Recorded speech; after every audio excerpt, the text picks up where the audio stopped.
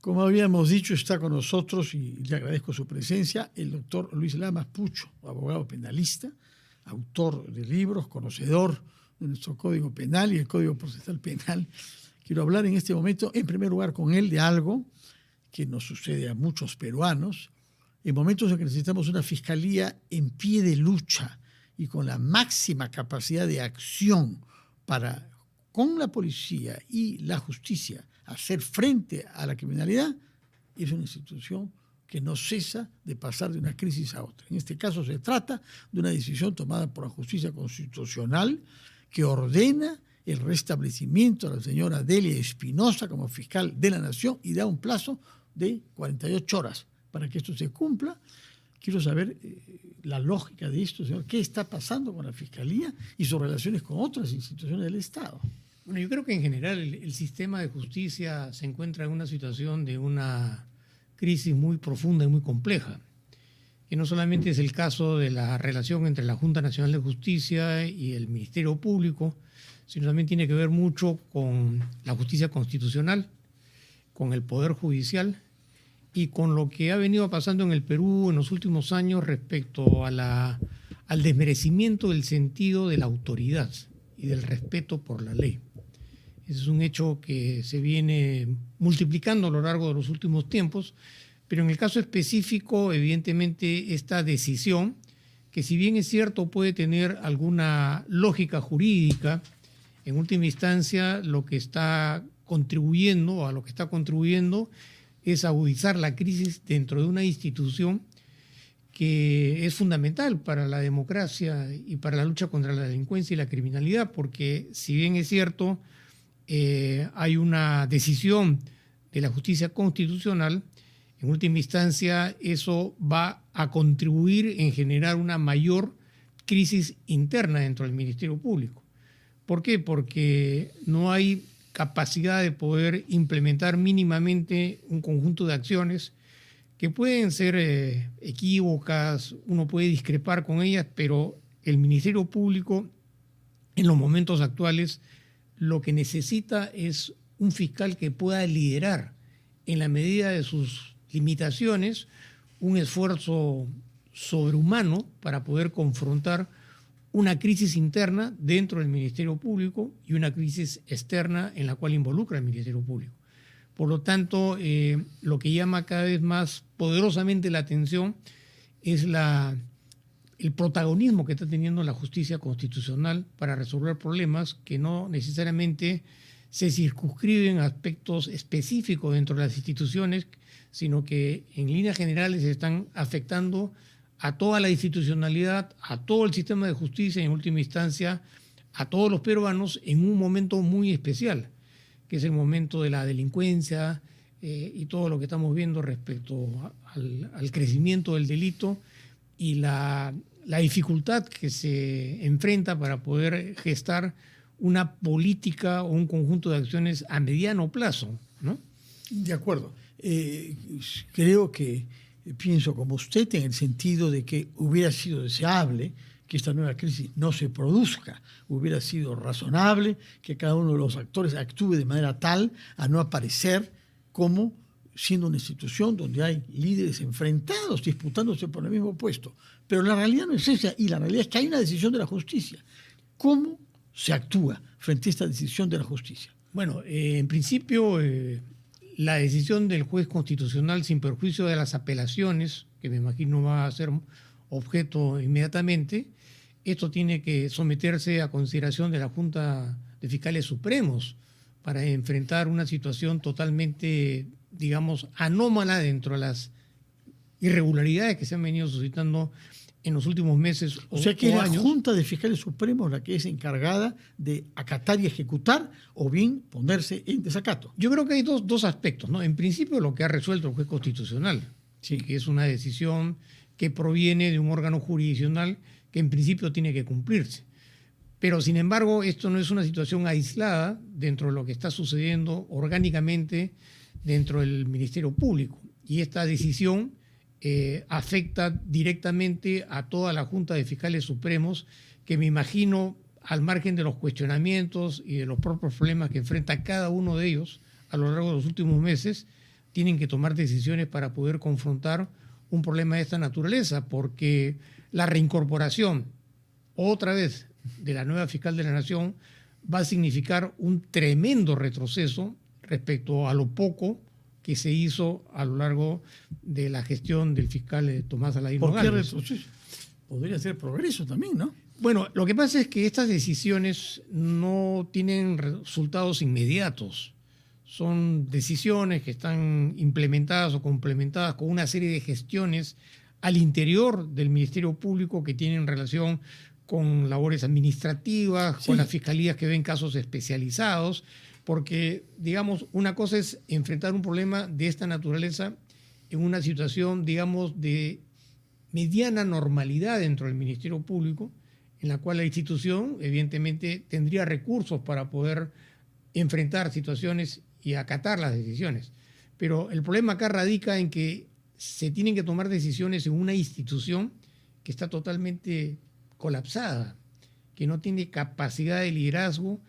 Pero colapsada quizá no, porque actúan en muchísimos casos, ¿no? Tiene que actuar porque no le queda otra alternativa, pero digamos, lo ideal sería tener un ministerio público que esté a la altura de las circunstancias y de las necesidades. Ciertamente. ¿No? Ahora, a mí lo que me ha chocado es ver que el fiscal de la Nación, Tomás Aladino Gálvez, ha hecho retirarse de sus funciones a dos fiscales que estaban viendo temas de cuellos blancos.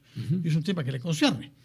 Porque claro, él ha estado investigado. Él está investigado por eso, y hay todavía temas pendientes en torno a él respecto a la llama.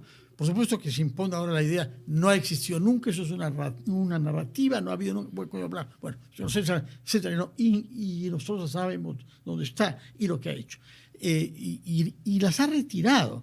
Entonces, es chocante que alguien tome decisiones funcionales con beneficio colateral propio. En principio, lo que habría que verificar y dilucidar es si Tomás Aladino Gálvez tuvo o no tuvo responsabilidad penal respecto a las eso tomará mucho tiempo hacerse. No, es que entre tanto, no podemos ver que se deshace de fiscales incómodas para él. Posiblemente, yo no conozco cuáles sean las razones, pero hay que entender también que cada fiscal que ha estado ejerciendo la Fiscalía de la Nación en los últimos meses ha hecho gestiones de carácter interno que han sido objeto de tipo de cuestionamientos, vinculados a relaciones familiares, vinculados a gestiones personales y una serie de imputaciones. Entonces, esa es una primera premisa para poder entender lo que está pasando.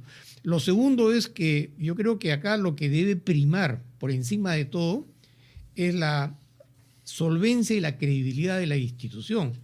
Y esa institución, que es clave en la lucha contra el crimen, necesita por lo menos ciertos márgenes de espacio y de oxigenación para poder implementar mínimamente algunas gestiones, porque al restituirse en el cargo de la fiscal de la Nación a la doctora Espinosa, evidentemente que otra vez se van a agudizar los conflictos y en última instancia no descarto cualquier gestión que pueda hacer cualquier fiscal que se pueda sentir afectado por las decisiones, sin perjuicio de la apelación que va a haber respecto a lo que ha decidido este juez constitucional. No sabemos cuáles van a ser los criterios que podrían primar en esa segunda instancia y en última instancia lo que pueda resolver el Tribunal Constitucional. Entonces, hay que tomar como punto de partida que esta decisión de este juez que dispone la restitución bajo los apercibimientos de ley tampoco no es la última palabra, porque eso va a ser objeto de revisión. Y en este momento no sabemos cuáles pueden ser los criterios que pueden primar más adelante, pero el efecto y los perjuicios se generaron. Y superarlos en esta situación de crisis yo veo bien difícil y esto está coadyuvando a generar una mayor crisis, como lo acabo de manifestar, ¿no? Bueno, esperemos que haya una solución, porque ya van varias veces que los fiscales de la Nación van y vienen, ¿no? Y en esta situación no descarto que van a seguir yendo y viniendo. No, esperemos que sea la última vez que se resuelva cuanto antes de la manera más clara y transparente posible. Quisiera entonces cambiar de tema y preguntarle sobre algo que tiene que ver con el caso Odebrecht, que usted ha estudiado, que usted sigue desde que estalló a fines del año 16 en el Perú. En este caso se trata de una decisión de la Corte Suprema de Brasil, que ha decidido anular las pruebas que se han usado contra Nadine Heredia, que se haya justamente asilada en el Brasil ahora. ¿Qué implica eso para la justicia peruana? La primera parte que yo veo es que una cosa es la justicia penal en Brasil y otra cosa es la justicia penal en el Perú. Cada justicia tiene su competencia territorial dentro de su propia jurisdicción. Quienes van a juzgar o quienes están juzgando y quienes han juzgado a Nadine Heredia y están abocados a los cargos vinculados a Odebrecht son jueces peruanos. Por lo tanto, si bien es cierto que el ámbito probatorio es importantísimo, porque es la única posibilidad para poder condenar o absolver a una persona, lo que ha resuelto la Corte Suprema de Justicia es invalidar las pruebas que se realizaron en Brasil y que a través de la línea de cooperación judicial, la justicia penal en el Perú recibía esa información a través de la línea de cooperación judicial y las implementadas. ¿Y por qué es que el tema Nadine Heredia tuvo que ser abordado por la justicia brasileña? Porque evidentemente, ahí también hay dos líneas de acción. La primera es el tema del asilo y el segundo es el proceso mismo. Ahora, en el caso de los procesos en los cuales en alguna medida el marco probatorio se ha sujetado a la información que provenía de la justicia penal brasilera, fundamentalmente a través de los delatores o de la cooperación judicial, esa es una parte del marco probatorio, porque los jueces peruanos no necesariamente se han supeditado en exclusividad a lo que han resuelto las autoridades en Brasil. ¿Por qué? Porque los jueces también acá en el Perú tienen sus propios mecanismos, sus elementos de convicción, sus pruebas indiciarias o otras pruebas directas para valorar los hechos. En otras palabras, no se trataría exclusivamente que porque lo dice o no lo dice la justicia penal brasileña, la justicia penal peruana tiene que acatar en términos absolutos y resolver de acuerdo a lo que ha resuelto la justicia en Brasil. Y por otro lado, porque evidentemente que ya hay casos reiterados en los cuales colaboradores eficaces de nacionalidad brasilera se niegan a participar justamente a raíz de este tipo de decisiones, pero lo real y lo concreto es que los juicios penales en el Perú han continuado su curso y los jueces peruanos son los que tendrán que resolver de acuerdo a estos elementos que son fundamentales para resolver casos penales. No descarto la posibilidad de que evidentemente este es un tema controvertido y que los abogados que defienden casos de corrupción, con justa razón, tienen todo el derecho a recurrir a estas decisiones que provienen de jueces extranjeros y será en última instancia quienes estén en desacuerdo que plantearán las nulidades que consideren pertinentes y no descarto la posibilidad que incluso se pueda recurrir acá en el Perú a la justicia constitucional. Pero ¿para qué? ¿Con qué tipo de reclamo? En el sentido de que en el hipotético caso que, digamos, no se acatara en términos absolutos la validez y la consistencia de las pruebas que provendrían de Brasil y habiéndose hecho un pedido sobre la nulidad, los jueces del Perú consideren que aún cuando la justicia penal brasilera ha dispuesto la anulación de esa línea de cooperación, los jueces de acá tengan un criterio totalmente distinto y diferente. Es decir, que no tomen en cuenta lo que los jueces brasileños Por supuesto, porque no solamente se trataría de las pruebas o de los indicios, de las declaraciones que provienen de Brasil. Acá también hay otros elementos, ¿no?, que han estado siendo objeto de valoración y que son y han sido tomados en consideración por los jueces. Por eso te manifestaba que una cosa es lo que sucede en la justicia penal en Brasil y otra cosa es lo que tiene que suceder y sucede acá en el Perú. De acuerdo. No se puede prever en este momento las consecuencias que tenga porque la noticia acaba de llegar. Claro, es una noticia que habrá que analizarla ya desde el punto de vista más puntual y objetivo respecto a los considerandos que se habrían tomado en cuenta para tomar decisiones que en alguna medida provenían o van a provenir de la información, que en este caso ya no va a suceder, de la justicia penal brasilera. ¿Por qué? Porque, como tú también sabes perfectamente, el sentido y el peso político de estas decisiones es un factor muy importante en casos de gran corrupción en la que hay de por medio partidos políticos, exmandatarios, es decir, todo un conjunto de circunstancias que han cambiado de manera significativa el escenario de los acontecimientos. Si tú comparas cuál era lo que acontecía en Brasil hace 2 años atrás, comparativamente a ahora, es totalmente al revés. Lula regresó al poder, y hemos visto claramente las cosas cambiar, aunque había sido liberado él antes de la elección. Pero el hecho de que sea liberado no excluye el peso político de lo que significa ejercer la gobernabilidad en sistemas como son los sistemas de justicia en el Perú, en América Latina, ¿no? A la luz de lo que está usted describiendo, lo que estamos viendo, ¿cuál es la mejor manera de hacer una reforma de la justicia integral?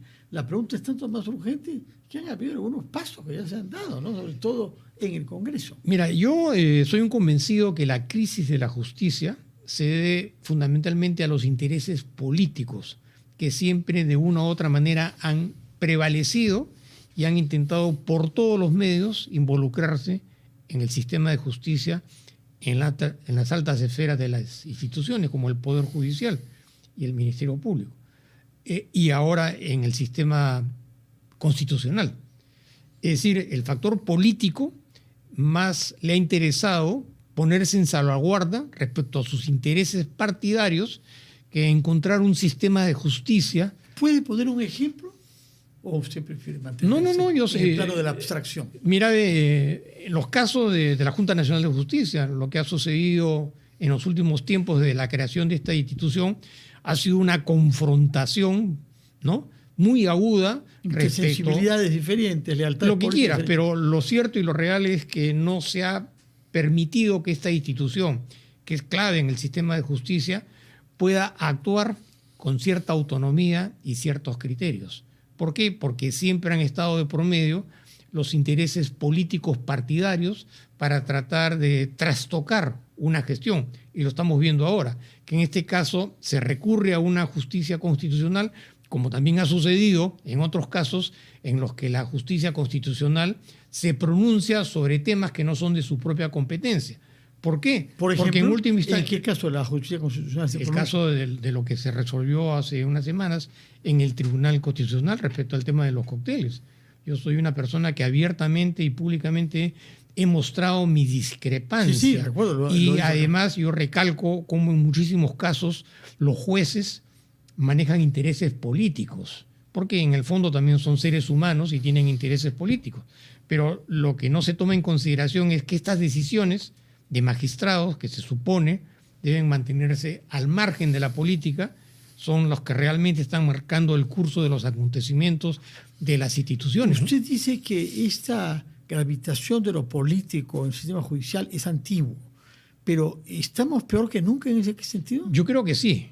Yo creo que estamos peor que antes porque los fenómenos de interferencia en el sistema de justicia ahora son más evidentes. Por ejemplo, ¿no? El tema de la corrupción, ¿no? La secuencia consecutiva de los gobiernos vinculados a temas de corrupción que utilizan la gobernabilidad y el parlamentarismo en aras de quedar impunes de gestiones que están involucradas a temas de responsabilidad penal, a temas de responsabilidad funcional vinculados a la corrupción, son los que han marcado el curso de los acontecimientos. Y ahí se explicaría una de las razones por las cuales muchos políticos aspiran a ejercer función gubernamental, porque saben perfectamente que ejerciendo una función pública a ese nivel, los márgenes de impunidad son mucho mayores. Hemos visto hace unos días que el mismo Estado peruano solventa la defensa legal de un exmandatario investigado por corrupción. Entonces, en última instancia, tú dices, ¿qué cosa estamos acá percibiendo? Cuando el Estado en realidad debería ser el que liderara de una manera más, digamos, ordenada los esfuerzos para luchar contra la corrupción. Pero por eso siempre creo que el Estado claro, ha subvencionado los costos sí, de un abogado a los antiguos jefes de Estado, ¿no? Claro, pero lo que viene pasando en el Perú en los últimos años es lo que realmente está marcando el curso de la historia. La corrupción política en las altas esferas del poder. Nos guste o no nos guste, pero eso es una realidad, y ahí se explica también en algún caso el tema que estamos analizando respecto a la crisis del Ministerio Público, la injerencia de factores ajenos al sistema de justicia que tienen interés en tener presencia en la Administración de Justicia para en alguna medida tener control. No nos deja con mucho aliento. No es que, doctor Lamas no Pucho, es que pero sea... el saber que usted sigue lidiando, que conoce lo difícil que se ha vuelto el escenario en el que actúa usted y que mantiene usted un entusiasmo por ejercer su profesión, sí es motivo de aliento.